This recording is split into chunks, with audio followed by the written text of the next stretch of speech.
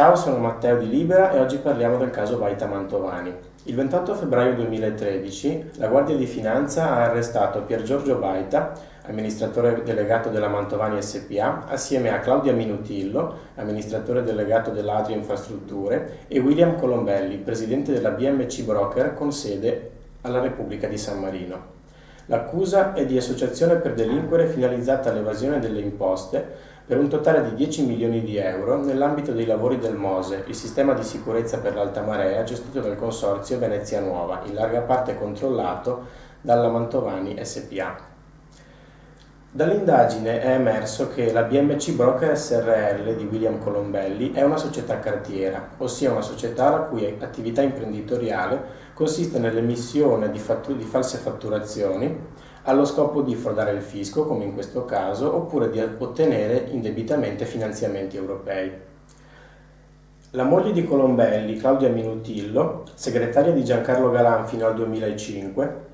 a capo della Adria Infrastrutture Srl, costituita nel 2006 con un capitale sociale versato di poco superiore al 1 milione di euro e con come socio unico di maggioranza la Mantovani SpA,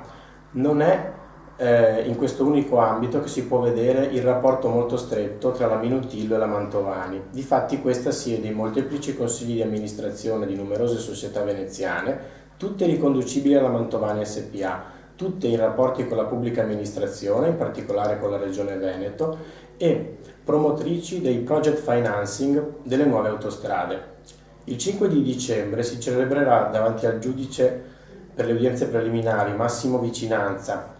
l'udienza nella quale saranno consolidate le richieste di patteggiamento dei vari imputati, con pene detentive che ammontano a 1 anno e 10 mesi nel caso di Pier Giorgio Baita,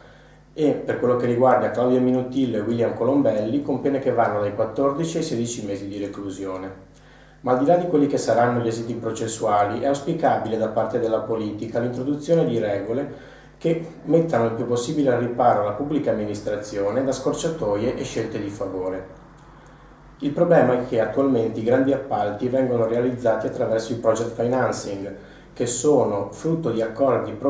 di programma tra privati e pubblici, per quello che riguarda i progetti strategici e, più in generale, l'urbanistica contrattata. Difatti, la legge regionale numero 11 del 2004 attribuisce alla Giunta tutto il potere decisionale. Come ha avuto modo di evidenziare l'Osservatorio Ambiente e Legalità di Venezia, il Veneto è del tutto privo di strumenti di programmazione e pianificazione, e la sensazione è che questa mancanza lasci libero il campo per scelte che non si fanno nelle sedi pubbliche ma in ristretti circoli.